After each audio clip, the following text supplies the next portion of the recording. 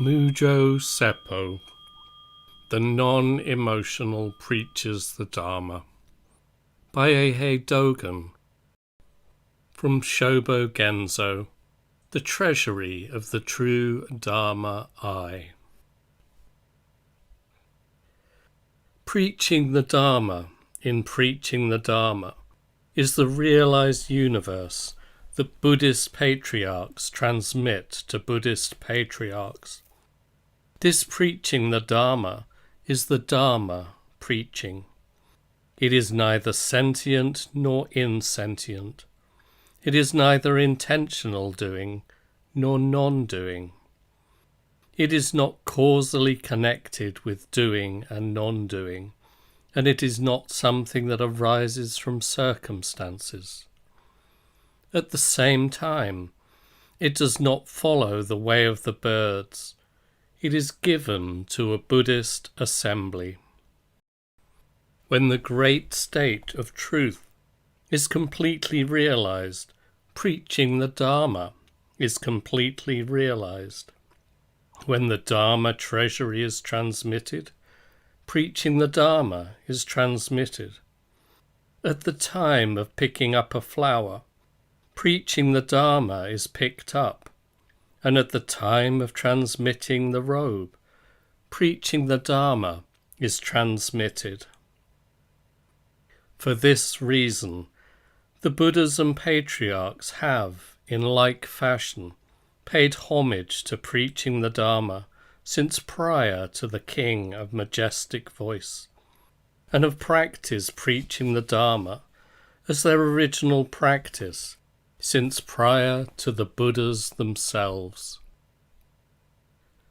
Do not learn only that preaching the Dharma has been orchestrated by Buddhist patriarchs. Buddhist patriarchs have been orchestrated by preaching the Dharma.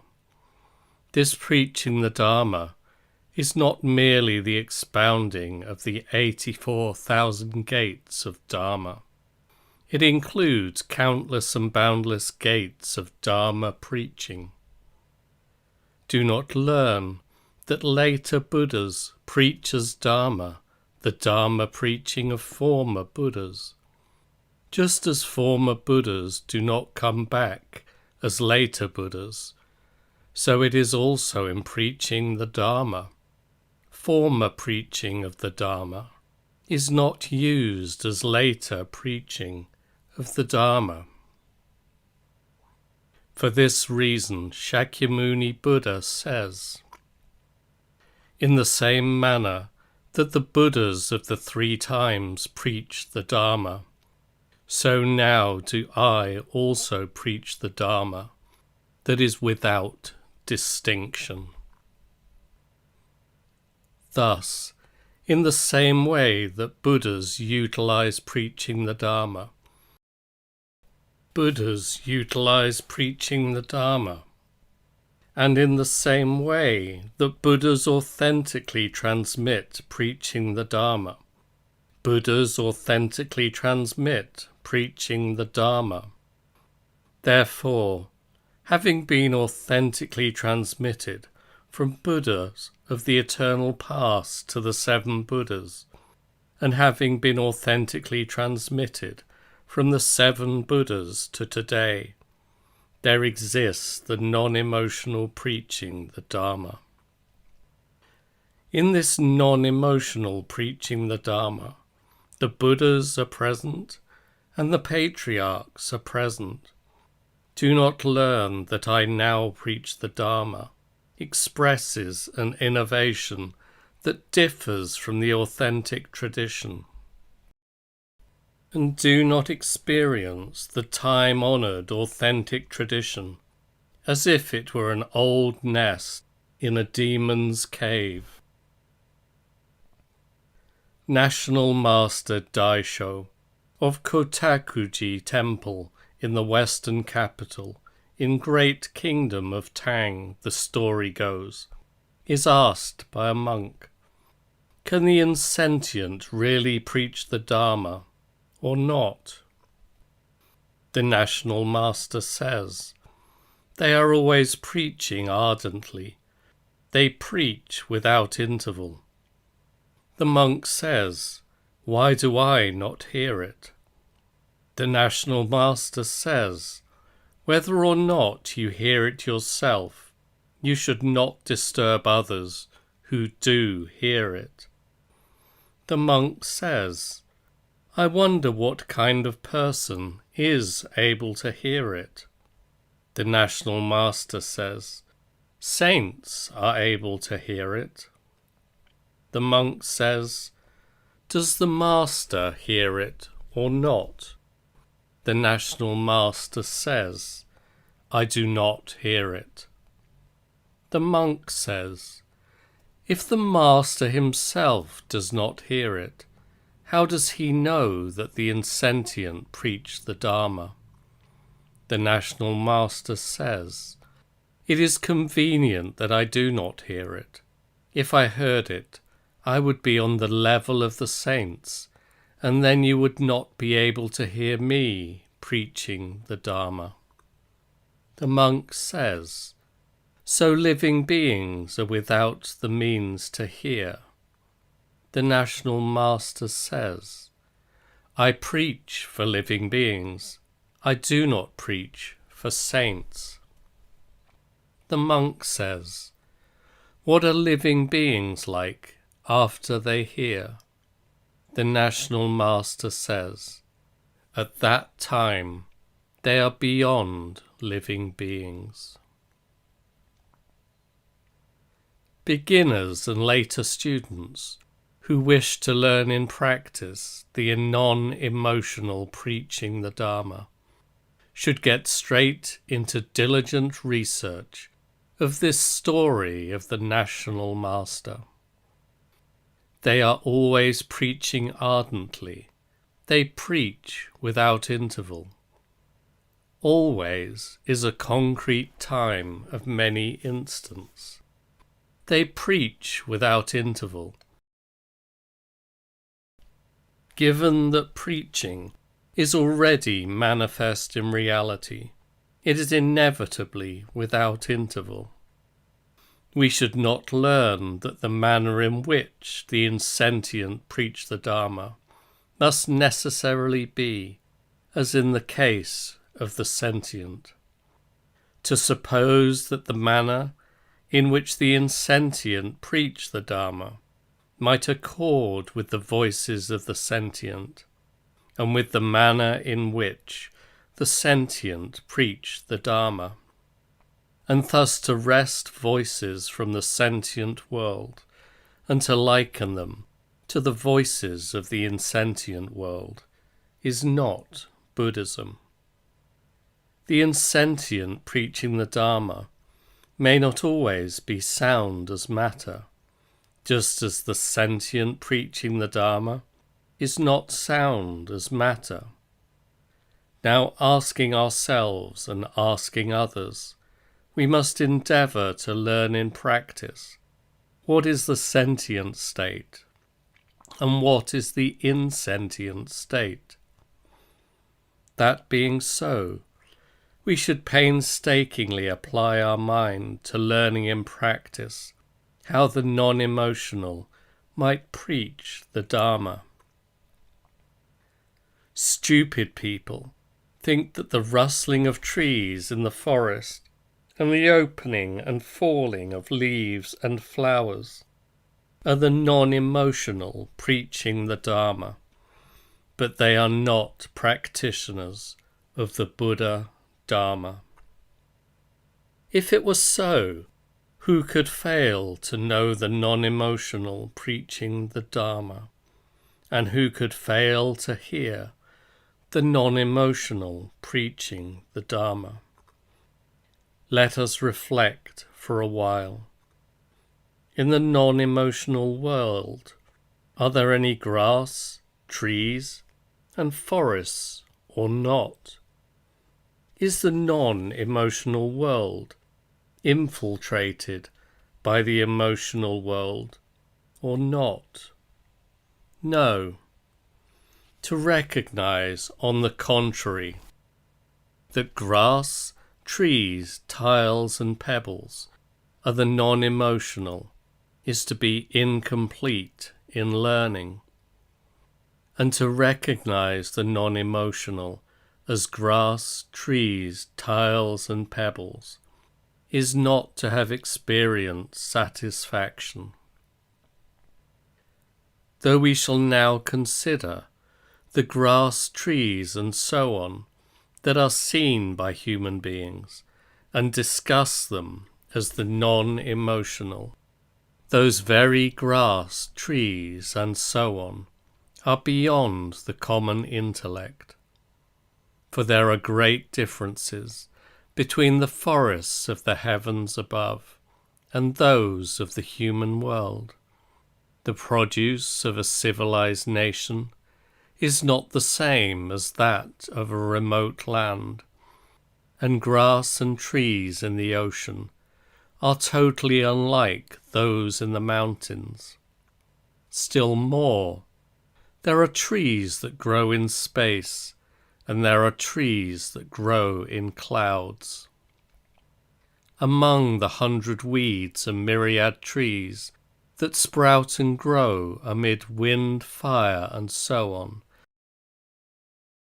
there are generally those that can be understood as sentient, those that are not recognized as insentient, and those weeds and trees which seem to be humans and animals, sentient and insentient, have never been clearly distinguished.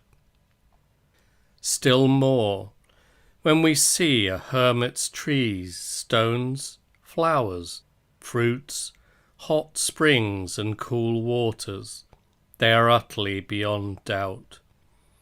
But how could they not be difficult to explain? Barely having seen the weeds and trees of China, or having become familiar with the weeds and trees of Japan, do not think that similar situations may be present through the whole universe in myriad directions.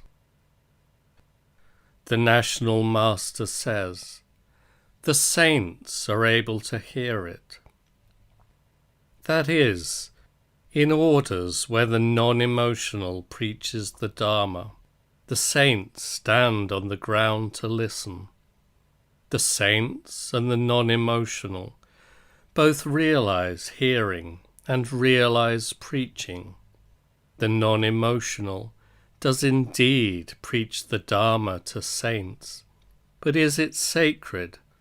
Or is it common? It is neither. In other words, after we have clarified the manner in which the non-emotional preaches the Dharma, we are able to realize in physical experience that what the saints hear is as it is. Having attained realization in physical experience, we are able to fathom the state of the saints. Thereafter, we should learn in practice further action on the road through the night which transcends the common and transcends the sacred. The National Master says, I do not hear it. Do not suppose that even these words are easy to understand. Does he not hear because he transcends the common and transcends the sacred? Or does he not hear because he rips apart the nests of the common and the sacred? With effort like this, we should realize the Master's expression. The National Master says, it is convenient that I do not hear it. If I heard it, I would be on the level of the saints. This elucidation is never one truth or two truths. The convenient I is beyond the common and the sacred. Might the convenient I be a Buddhist patriarch? Because Buddhist patriarchs transcend the common and transcend the sacred, what they hear may not be exactly the same as what the saints hear. Researching the truth of the National Master's words, then you would not be able to hear me preaching the Dharma. We should consider the Bodhi of the Buddhas and the saints. The point is this: when the non-emotional preach the Dharma, the saints are able to hear. But when the National Master preaches the Dharma, that concrete monk is able to hear. Day upon day, and month after month, we should endeavour to learn this truth. Now I would like to ask the National Master.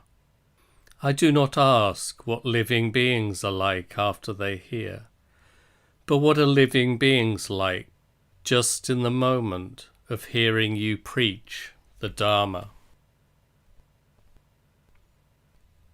The founding patriarch, Great Master Tozan Gohon, while practicing under the ancestral patriarch, Great Master Ungan, asks, what people are able to hear the non-emotional preaching the Dharma? The ancestral patriarch Ungan says, the non-emotional are able to hear the non-emotional preaching the Dharma. The founding patriarch says, does the Master hear it or not? The ancestral patriarch says, if I hear it, then you will not be able to hear my preaching of the Dharma. The founding patriarch says, if that is so, I would rather not hear the Master's preaching of the Dharma. The ancestral patriarch says, you do not even hear me preaching the Dharma. How much less do you hear the non-emotional preaching the Dharma? Then the founding patriarch sets forth the following verse and presents it to the ancestral patriarch. How very wonderful, how very wonderful. The non-emotional preaching the Dharma is a mystery. If we listen with the ears, it is ultimately too difficult to understand. If we hear the sound through the eyes, we are able to know it. The truth expressed now in the founding patriarch's words, what people are able to hear the non-emotional preaching the Dharma, should be painstakingly researched through the effort of one life and many lives. This question is also equipped with the virtue of an assertion, and this assertion has the skin, flesh, bones, and marrow. It is not only the mind being transmitted by the mind. Transmission of the mind by the mind is the pursuit of beginners and late learners, but there is a pivotal matter which has been authentically transmitted by means of the robe and authentically transmitted by means of the Dharma. How can people today expect to realize it as the ultimate in only 3 or 4 months of effort? The founding patriarch has already experienced the principle expressed in the past by the National Master, that the saints are able to hear the non-emotional preaching the Dharma. And yet he now asks further, what people are able to hear the non-emotional preaching the Dharma? Should we see this as affirmation of the National Master's words, or as non-affirmation of the National Master's words? Should we see it as a question or as an assertion? Or if he does not completely affirm the National Master, how could he speak words like these? And if he completely affirms the National Master, how could he understand words like these?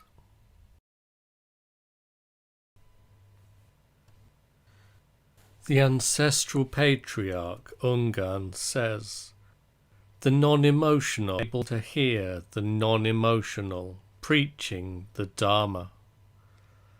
Following the authentic transmission of this lifeblood, there can be learning in practice that is free of body and mind. Saying the non-emotional are able to hear the non-emotional preaching the Dharma may be, in essence and in form, the same as saying the Buddhas are able to hear the Buddhas preaching the Dharma.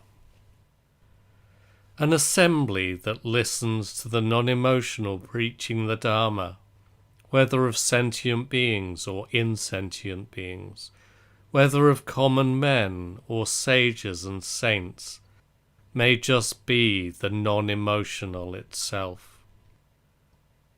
Relying upon its essence and form, we can tell the true from the false among masters of the past and present. Even if they have come from India in the West, if they are not true ancestral masters of the authentic transmission, we should not rely on them. Even if they have been learning continually for 1,000 myriad years, if they have not received the transmission as rightful successor to rightful successor, we cannot succeed them.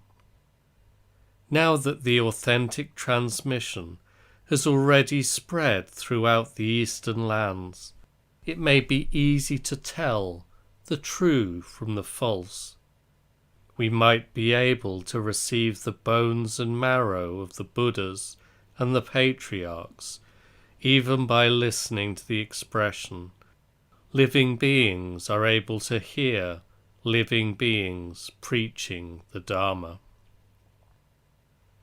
When we hear the words of the ancestral patriarch Ungarn, and listen to the words of the national master Daisho, if we truly evaluate them, the saints expressed in the saints are able to listen may be the non-emotional, and the non-emotional expressed in the non-emotional are able to hear may be the saints. What the non-emotional preaches is the non-emotional, because non-emotional preaching the Dharma is the non-emotional itself. Thus, the non-emotional is the preaching of the Dharma, and the preaching of the Dharma is the non-emotional. The founding patriarch says, if that is so, I would rather not hear the Master's preaching of the Dharma. The words, if that is so, which we now hear, take up the principle that the non-emotional are able to hear the non-emotional preaching the Dharma. It is in accordance with the truth of the non-emotional being able to hear the non-emotional preaching the Dharma that I do not hear the Master's preaching of the Dharma. The founding patriarch at this time is not simply taking a back seat for the non-emotional preaching the Dharma.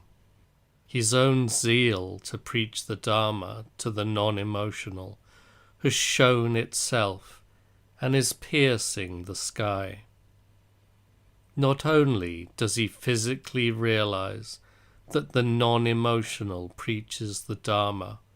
In non-emotional preaching of the Dharma, he has physically mastered transcendence of hearing and not hearing.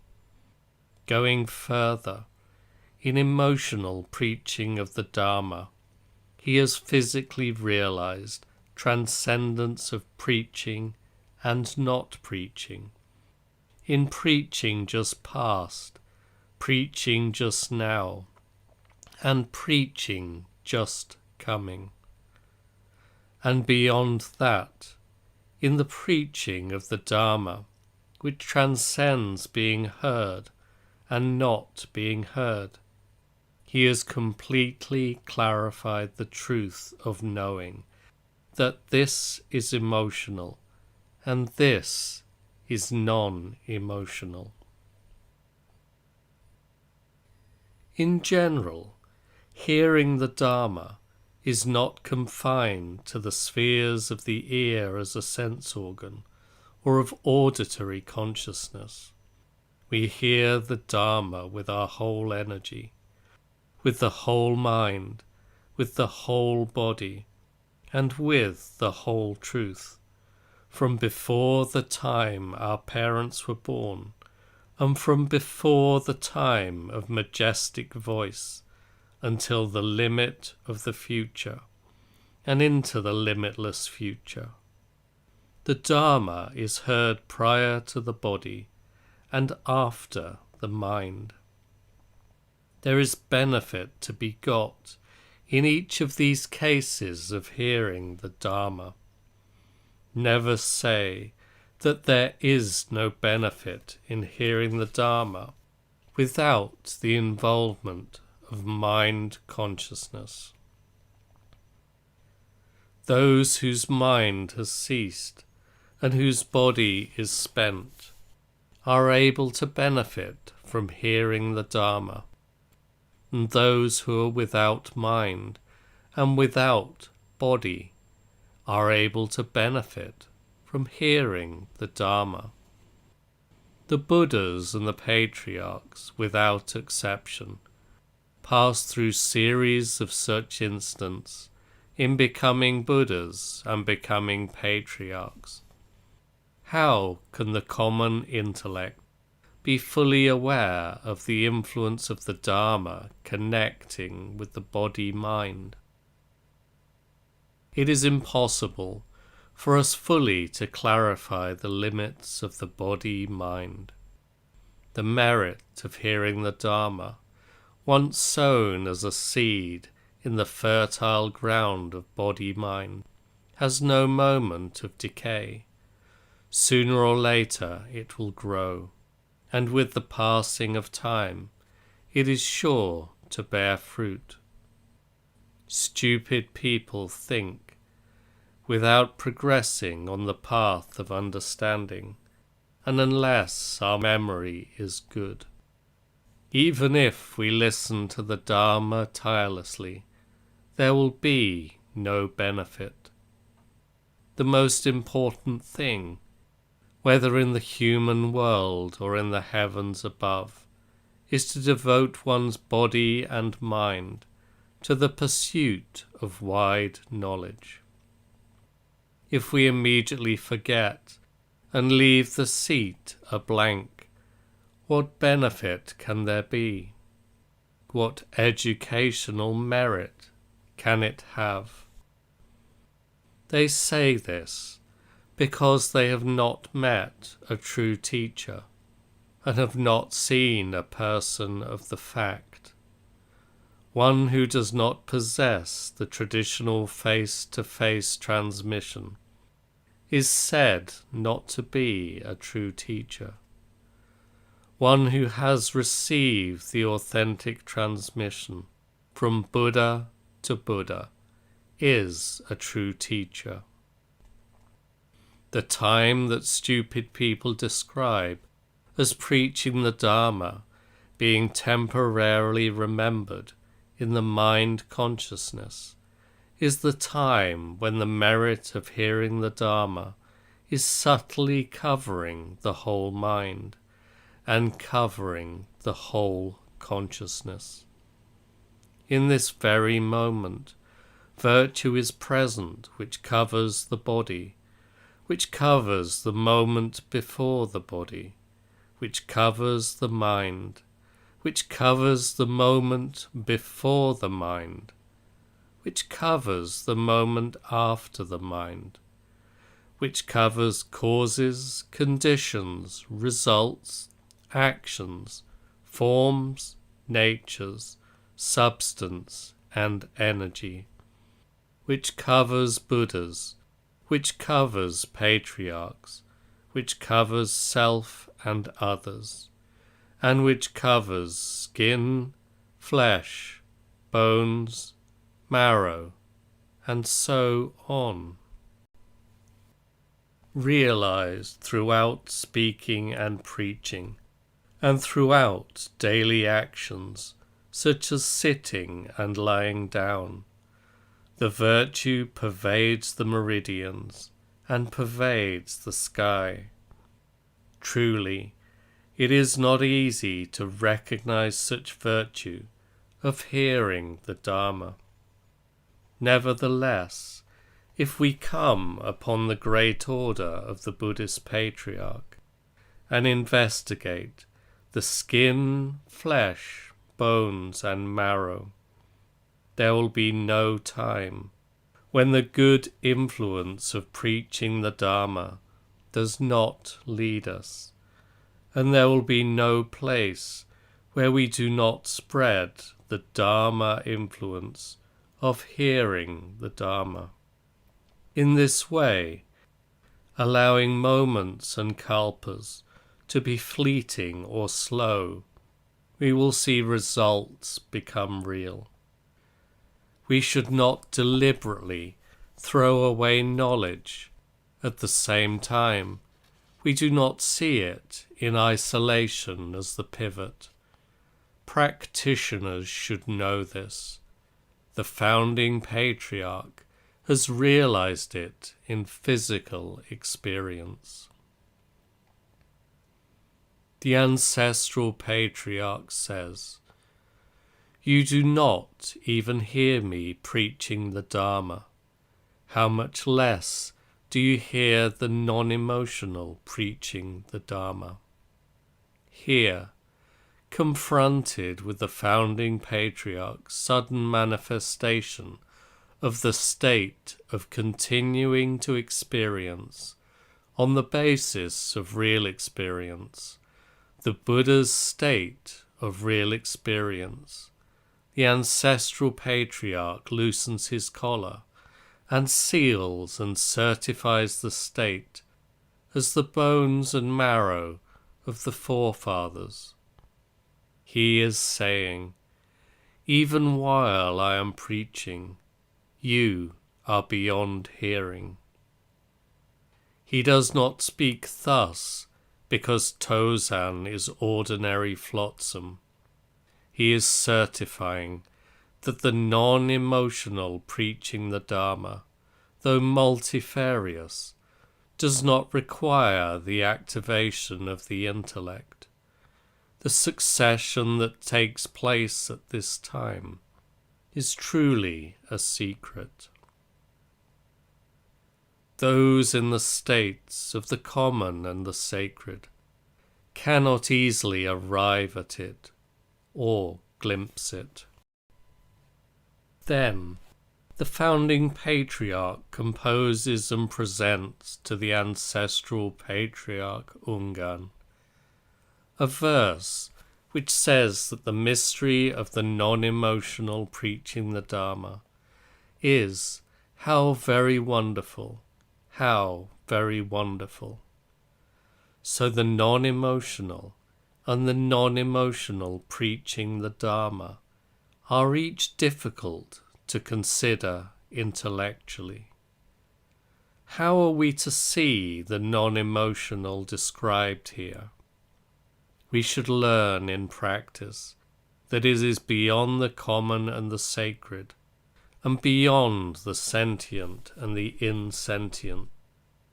Common and sacred sentient and insentient, are always, whether preached or not preached, within the orbit of intellectual consideration.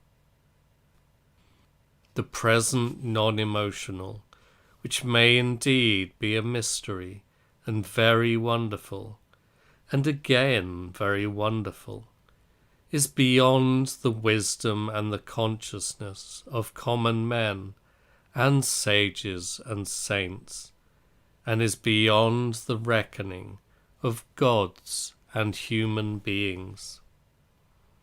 If we listen with the ears, it is ultimately too difficult to understand. Even with supernatural ears, or even with universal ears that pervade the whole world and all of time, when we aim to listen with the ears, it is ultimately too difficult to understand.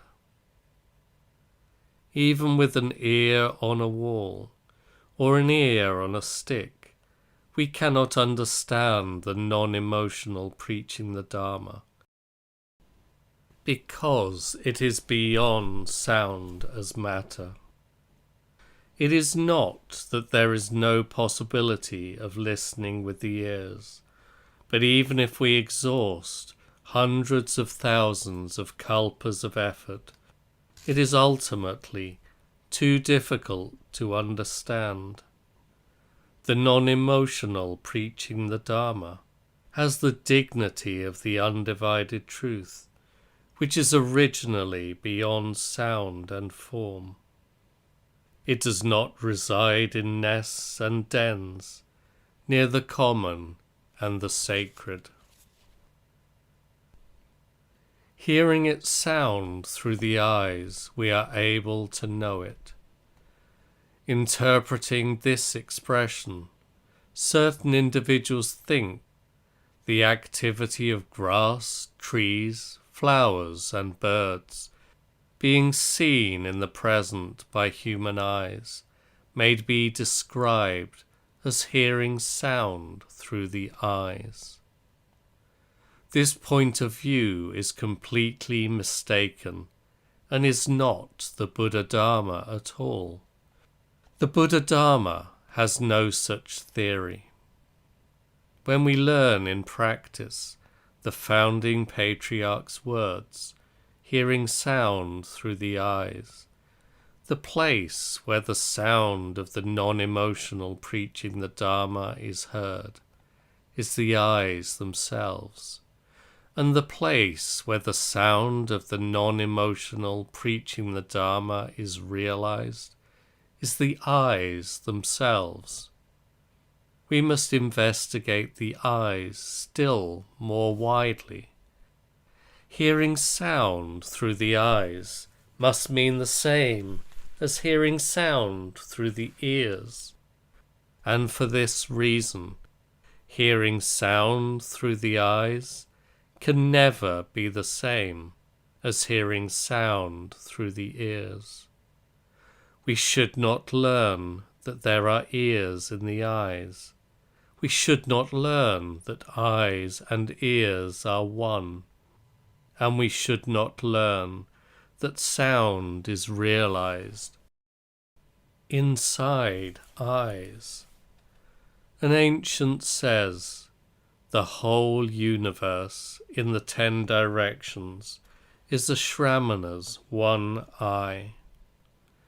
We should not consider by intellectual comparison that to hear sound through this eye may be as in the founding patriarch's words, hearing sound through the eyes.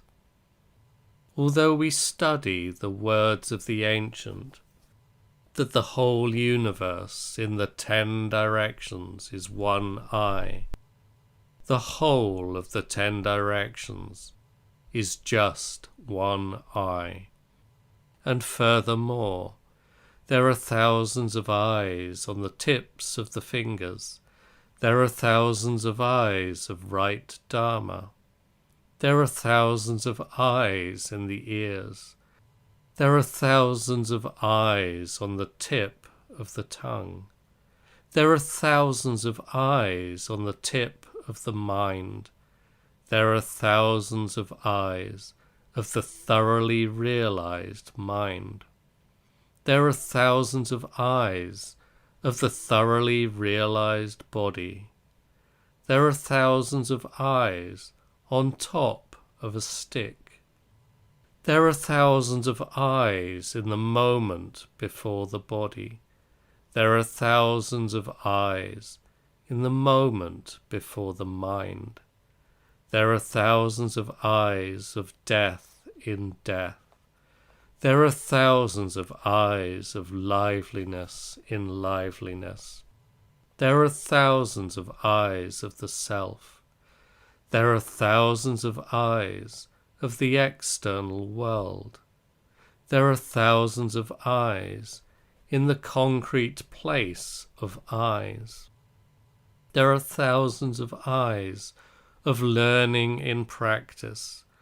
There are thousands of eyes aligned vertically, and there are thousands of eyes aligned horizontally. Thus, we study that the totality of eyes is the whole universe, but still that is not physical mastery of the eyes. We should make it an urgent task to investigate through the eyes the action of just hearing the non-emotional preaching the Dharma. The point expressed now by the founding patriarch is that it is difficult for the ears to understand the non-emotional preaching the Dharma. It is the eyes that hear the sound.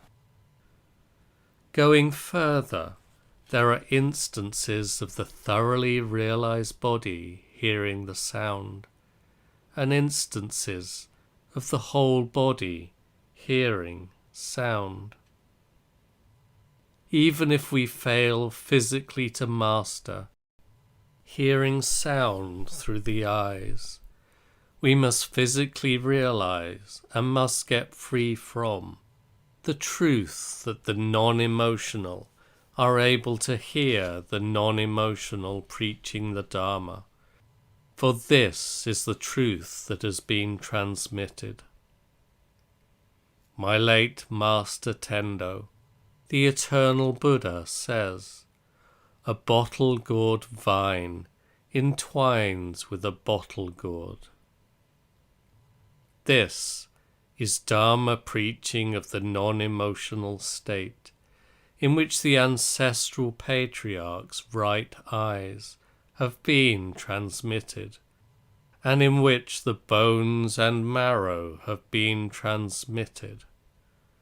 Relying upon the truth that all Dharma preaching is in the non-emotional state, the non-emotional preach the Dharma, which is the ancient standard, and the non-emotional preaches Dharma to the non-emotional. What do we call the non-emotional? Remember, those who listen to the non-emotional preaching the Dharma are just it. What do we call preaching the Dharma? Remember, not knowing oneself to be the non-emotional is just it.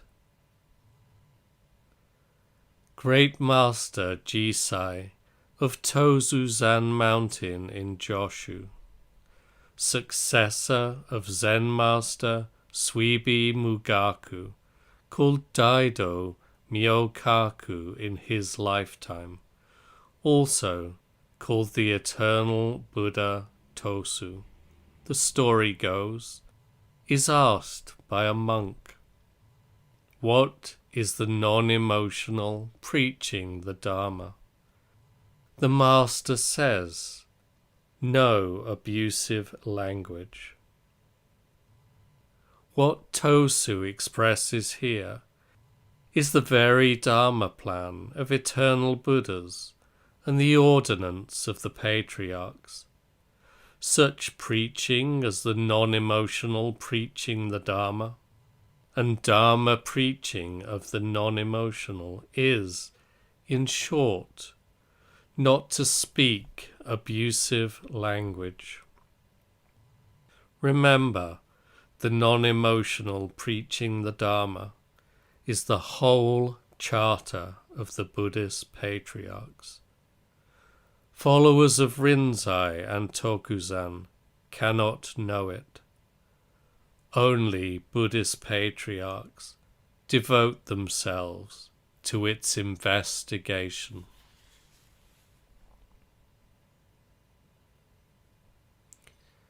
Preach to the assembly at Kippoji Temple in the Yoshida district of Eishu on the 2nd day of the 10th lunar month in the 1st year of Kangen.